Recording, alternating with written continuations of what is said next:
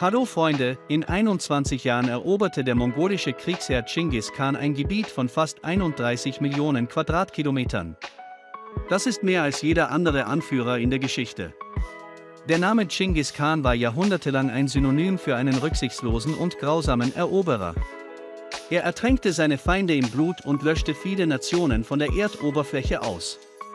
Wie gelang es dem Herrscher halbwilder Stämme, das größte Kontinentalreich der Welt aufzubauen? Der Mann, der zum großen Khan der Mongolen wurde, wurde um 11.162 am Ufer des Onon-Flusses in der Mongolei geboren. Sein ursprünglicher Name war Temujin, was Eisen oder Schmied bedeutet. Der Legende nach wurde Temujin mit einem Blutgerinnsel in der rechten Hand geboren. Ob dies tatsächlich der Fall war, lässt sich nicht feststellen, aber dieses Kind wurde zu einem der grausamsten und blutigsten Eroberer der Menschheitsgeschichte. Schon in jungen Jahren erlebte Temujin alle Härten des Lebens in der mongolischen Steppe. Als der Sohn 9 Jahre alt war, heiratete ihn der Vater mit einem 10-jährigen Mädchen aus einer reichen Familie und ließ seinen Sohn bis zu seiner Volljährigkeit in der Familie der Braut, damit sie sich kennenlernen konnten besser, und er ging nach Hause. Ja, einer mysteriösen Legende zufolge blieb der Vater auf dem Rückweg im Tatanlager, wo er vom neuen Oberhaupt des Tagutai-Clans vergiftet wurde, er die ganze Familie aus dem Haus trieb und das ganze Viehstall gehörte ihr.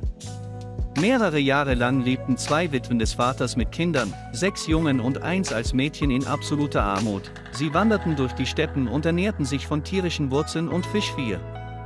Im Sommer lebte die Familie von der Hand in den Mund und deckte sich auf dem Markt eines entfernten Verwandten für den Winter ein.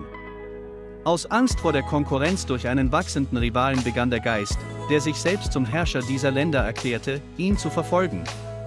Eine bewaffnete Truppe griff das Lager der schwulen Familie Jesu an. Dieser Djinn hätte beinahe entkommen können, wurde aber eingeholt und gefangen genommen. Sie befestigten einen runden Flaschenzug an seinem Hals, 2 Holzbretter mit einem Loch für den Hals, die zusammengezogen wurden. Er fand jedoch einen Weg zur Flucht. Er versteckte sich in einem Teich und stürzte sich mit einer IS-Flasche ins Wasser. Nur die Nase seines Rivalen ragte aus dem Wasser. Aber die Parteien entführten sowohl ihn selbst als auch die schwangere Frau des zukünftigen Eroberers. Trotz all dieser Schwierigkeiten etablierte er sich im Laufe der Zeit als beeindruckender Krieger und Anführer. Mit der Unterstützung von Tortilla Khan, dem Freund seines Vaters, wuchs die Stärke des Geistes allmählich. Nachkommen seiner Familie strömten zu ihm, er überfiel seine Nachbarn, vervielfachte seinen Besitz und seine Herden. Er unterschied sich von anderen Eroberern dadurch, dass er versuchte, während der Schlachten so viele Feinde wie möglich am Leben zu halten und sie in seine Dienste zu rekrutieren. Mit einem geschickten Verstand, einem starken Willen, Grausamkeit und Klugheit versammelte er eine Gruppe treuer Gefährten um sich, er selbst besiegte seine Feinde und begann, Bündnisse mit den Oberhäuptern der Hauptstämme zu schließen. Im Jahr 12.106 hatte er die Vereinigung der Steppenvölker unter seiner Herrschaft abgeschlossen und mit der Eroberung begonnen. Damals sagte Chingis Khan, wir haben überall Feinde, vom Sonnenuntergang bis zum Sonnenaufgang. Im Frühjahr 12106 wurde Temujin an der Quelle des Flusses Onon zum Großkhan aller Stämme ernannt und erhielt den Titel. Kagan nahm den Namen Chingis an. Die Mongolei verwandelte sich in zerstreute und verfeindete mongolische Stämme, die zu einem Staat vereint waren. Das neue Gesetz von Chingis Khan trat in Kraft. Artikel über gegenseitige Unterstützung während der Durchsetzung des Verbots, einen Vertrauten anzulügen, nahmen in Jas den Hauptplatz ein.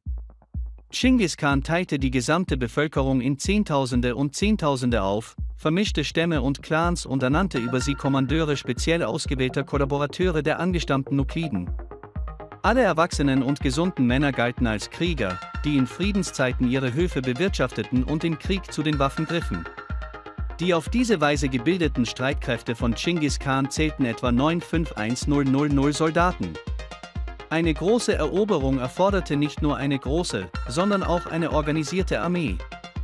Das raue und ernährungsarme mongolische Land mit ständigen Kriegen aller gegen alle Mongolen verhärtete sich und bildete eine Nation geborener Krieger, die Organisation der mongolischen Armee. Es stellte große Anforderungen dar. Chingis Khan musste für seine Militärführer große Anstrengungen in diese Richtung unternehmen, er entwickelte die Kriegsregeln und die Organisation des Militärdienstes.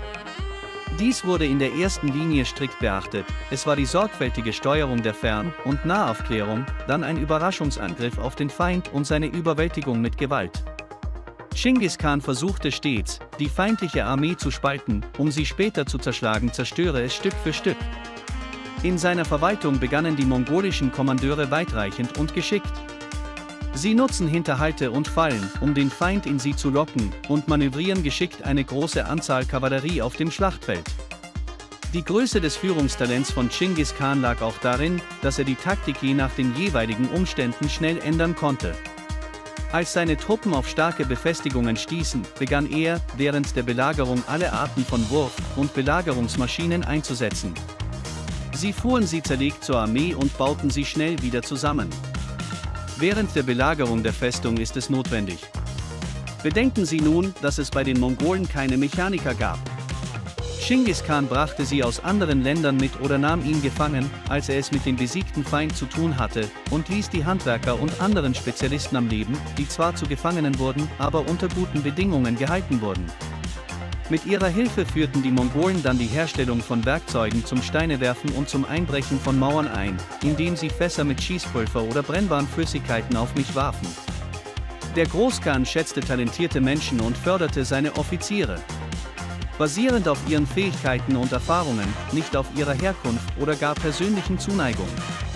Erster ein bemerkenswertes Beispiel ereignete sich während der Schlacht von 1-2-1-0-1. Ein Pfeil traf Chingis Khans Pferd und tötete das Tier auf der Stelle, an der Großkhan selbst von der Leiche des Khans überwältigt wurde. Unglückliches Tier und überlebte buchstäblich durch ein Wunder am Ende der Schlacht, in der Chingis Khans Armee den Sieg feierte. Der Kommandant befahl den Gefangenen, vor ihm zu erscheinen und verlangte ein Geständnis darüber, wer den Pfeil geschossen hatte. Ein Soldat trat tapfer vor und erklärte, dass er es getan hatte. Chingis Khan schätzte den Mut des Bogenschützen und machte ihn zum Offizier seiner Armee. Später, zu Ehren der ersten Begegnung auf dem Schlachtfeld, gab er ihm den Spitznamen Geber, also Kugel. Nachdem Chingis Khan die Macht über die Nomadenstämme der Mongolei erlangt und einen Regierungsprozess etabliert hatte, begann er, seinen Einflussbereich aktiv zu erweitern. Im Norden erlegte er den meisten Völkern Sibiriens, soweit er erreichbar war, Steuern auf. An der Spitze einer Armee von fast 100.000 Mann marschierte er in Nordchina ein und eroberte es, wo er als weiser Herrscher viel lernte. So lernte er beispielsweise neue Waffentypen, Militäringenieure, Ärzte und Wissenschaftler kennen, die er dann in seinen Dienst stellte. Unter dem Ansturm von Chingis Khan fielen die Staaten Zentralasiens, Kara, Titan, Kanape und der alte mächtige Staat Korespon. Nach der Eroberung des Kosmos schickte Chingis Khan Truppen in den Westen. Die Mongolen zogen durch den Iran, unterwarfen die Völker des Kaukasus und rückten nach Norden vor, wobei sie weitere starke rivalierende Polowzian-Stämme besiegten. Im Jahr 1923 kam es in der Nähe des Flusses Kalka, der sich auf dem Territorium der heutigen Ukraine befindet, zu einem Zusammenstoß zwischen den Mongolen und der Kiewer Rus, einer vereinten Armee aus 1,5 Russen. Den Mongolen waren sie zahlenmäßig unterlegen, sie wurden vollständig besiegt und die Fürsten selbst wurden gefangen genommen und hingerichtet. Diesmal gingen die Mongolen nicht weiter, nachdem sie bereits umfangreiche Erkundungen in Europa durchgeführt hatten. Sie kämpften sich zurück zu ihrem Herrscher. Die europäischen Staaten waren dazu bestimmt, die Mongolen nach dem Tod von Chingis Khan auf ihrem Territorium zu sehen. Die letzte Eroberung von Chingis Khan war das Königreich Tang, mit dem er bereits vor dem Feldzug nach China zu kämpfen begann und einen Teil seines Territoriums eroberte. Chingis Khan versuchte, seinen großen Ulus auf der Grundlage einer persönlichen Loyalitätsbeziehung aufzubauen. Die höchsten Positionen im Reich erlangten nur diejenigen, die mit ihm die Strapazen des Bürgerkriegs ertrug und ihm bei der Schaffung des Joghurtstaates halfen. Wann immer möglich, vertraute er eine ernste Botschaft an. Ich habe mein Haus mit Atomwaffen bombardiert, aber nicht meine Verwandten. Es ist interessant, dass er sich, als er die Posten in der Kaiserlichen Konföderation aufteilte, bis zu seinem Tod gegenüber seinen Verwandten sehr geizig zeigte und sie der Untreue verdächtigte. Der Khan perfektionierte das Bienenstocksystem und übertrug es auf sein Reich, in dem alle Clans wurden zu einer Nation und bildeten eine goldene Familie mit Staatsbesitz.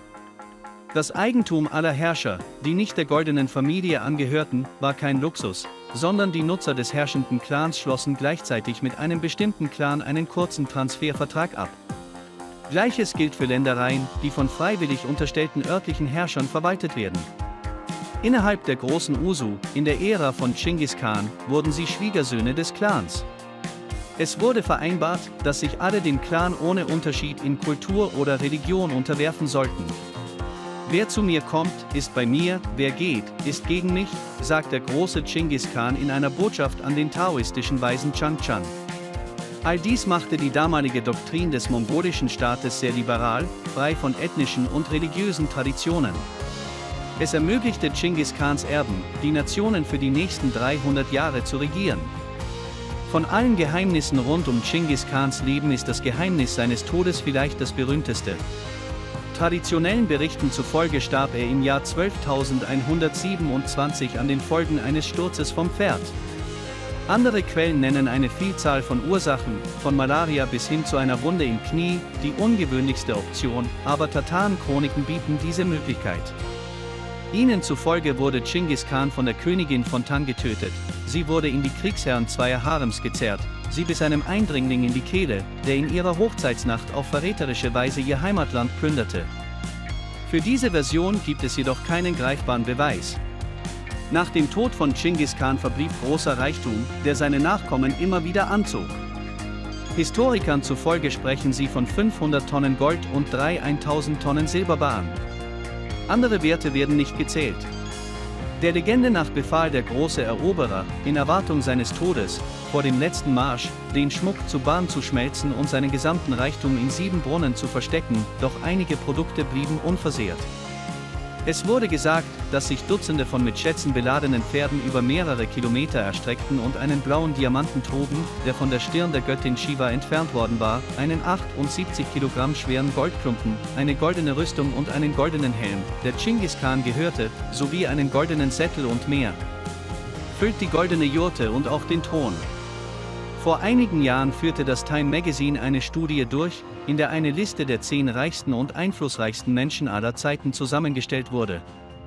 Die Autoren verglichen den Reichtum berühmter Persönlichkeiten unter Berücksichtigung der Zeit, in der sie lebten, und der damaligen Wirtschaftssysteme. Es stellte sich heraus, dass Bill Gates, der als einer der reichsten Menschen der Welt gilt, Chinggis Khan nur einen Schritt voraus war. Als Chinggis Khan jedoch im Sterben lag, tat er alles in seiner Macht Stehende, um seine letzte Ruhestätte und unzählige Schätze geheim zu halten. Obwohl es heute nicht mehr möglich ist, genau zu wissen, wie viele Menschen während der Mongoleneroberungen starben, gehen viele Historiker von etwa 40 Millionen aus. Zu Lebzeiten des Khan sank die Zahl um Dutzende Millionen. Wissenschaftler haben außerdem berechnet, dass etwa 3/4 der Bevölkerung des modernen Iran zerstört wurden. Während seines Krieges mit dem Sachs-Horizontstaat sank die Bevölkerung der gesamten Welt infolge der Mongolen-Invasion um bis zu 11%. Auf diese zweifelhafte Leistung kann kaum jemand stolz sein. Also Freunde, und das war's schon wieder. Gib ihm ein Like. Wenn Sie etwas Neues gelernt haben, schreiben Sie Kommentare und wir sehen uns bald wieder.